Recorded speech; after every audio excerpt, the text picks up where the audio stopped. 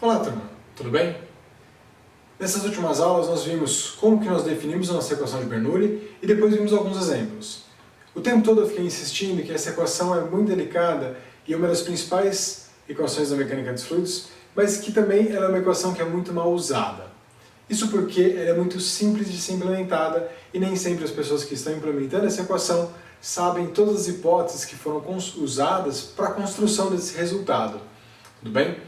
Vocês acompanharam na nossa aula no módulo 4.1 como que foi o nosso desenvolvimento. Existem também outras maneiras de a gente desenvolver a equação de Bernoulli com outras hipóteses. Mas só partindo daquele material daquela aula, nós já conseguimos identificar alguns motivos de por que esta equação não pode ser usada. Tá? Então, no vídeo de agora, nós vamos ver a equação de Bernoulli, né, nesta construção, quando que ela não pode ser usada. Tá bom? Nós vimos que a primeira característica, a primeira hipótese que nós havíamos assumido naquele momento era regime permanente. Então, quando você não tem um regime permanente, você tem características que se desenvolvem, que mudam ao longo do tempo, bem, isso vai fazer com que a nossa primeira hipótese não seja satisfeita. Existem outras versões da equação de Bernoulli que levam sim em consideração variações temporais, mas isso não vai ser parte do escopo do nosso curso de Mecânica dos Fluidos 1, tá bom? Então vamos mostrar aqui, ó, equação de Bernoulli.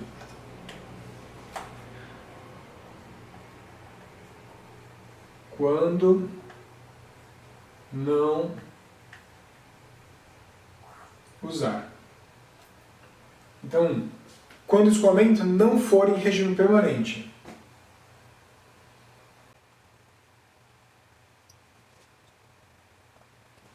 Então, quando o escoamento não for estacionário, nós não podemos usar a equação de Bernoulli, pelo menos não durante esta construção, com base nesta construção. Nós vemos também que uma hipótese muito importante que foi usada foi a condição de fluido invíscito. Então, não tinha a questão de viscosidade entre os fluidos. Tá? Então, quando tivermos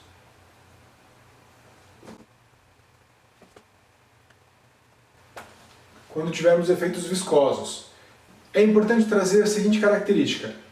Quando a gente fala de viscosidade, por mais que a viscosidade tenha um valor muito baixo, né, em alguns casos, na água, em ar e vários outros fluidos, ela pode trazer consequências significativas dentro do nosso escoamento. Tudo bem? Então não é pelo fato de desprezarmos um efeito pequeno que a gente vai ter pequenas variações. Então, a equação de Bernoulli pode ser usada dentro de algumas populações, só que, por exemplo, se você tem uma restrição de área muito significativa, você não vai ter só uma constrição e uma abertura depois, como a gente estava vendo para o tubo de Venturi. É importante que você tenha um caminho suave que vai abrindo e fechando, né, que vai primeiro diminuindo a área e depois abrindo ela de novo, porque se você tem variações bruscas, você tem cantos vivos, o seu escoamento não consegue acompanhar. Então você vai ter a formação de regiões de recirculação, você vai separar a camada limite, você vai ter formação e desprendimento de vórtices e esteiras. Todos esses fenômenos são causados por efeitos viscosos, que não são desprezíveis, eles afetam, eles dominam completamente o seu escoamento. Então, se você passa a ter efeitos viscosos significativos, a equação de Bernoulli também não é válida. Tá? Algo que nós não consideramos aqui também foi a compressibilidade. Então, da maneira como está escrita esta equação, ela vale para escoamentos incompressíveis. Então, ó, quando não usar desta maneira, nós não podemos usar para escoamentos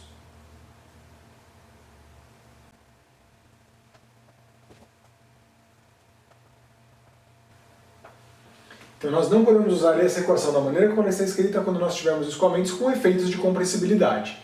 Então quando nós temos líquidos, isso é um pouco mais difícil, porque os líquidos em geral têm a densidade deles muito mais constante. Agora, quando nós estamos lidando com gases, por exemplo, é importante que a gente não considere números de Mach acima de 0,3, no caso onde os efeitos de compressibilidade passam a ser mais presentes. Se as velocidades do escoamento forem baixas, então a gente consegue ainda adotar esse tipo de escoamento para escoamentos gasosos também com baixas velocidades.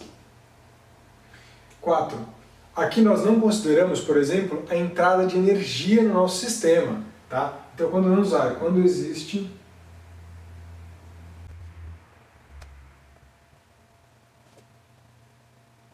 Então isso aqui é muito comum quando a gente considera, por exemplo, uma bomba, né? Ou algum outro sistema, ou ainda troca de calor. Porque se você considera troca de calor num fluido, por exemplo, se você estiver considerando um gás, é provável que esse gás expanda por causa da troca de calor, ou ainda que mude sua pressão. Então a entrada de calor faz com que você tenha uma redistribuição de energia que não está sendo prevista neste modelo. É importante lembrar que, para esse tipo de consideração, existem não só esse tipo de equação, mas também o que nós chamamos da equação da energia. E ela sim leva em consideração trocas de calor, né? Então nós poderíamos considerar em outras situações, mas de novo, da maneira como essa equação está escrita aqui, ela não pode ser empregada quando existe fornecimento de energia. Fornecimento, no caso, troca de calor, né? Então, que fique claro que pode entrar ou está saindo energia, tá bom? E também uma outra questão que nós podemos colocar, quando nós estamos considerando através de uma máquina. Então essa equação não pode ser aplicada através, né?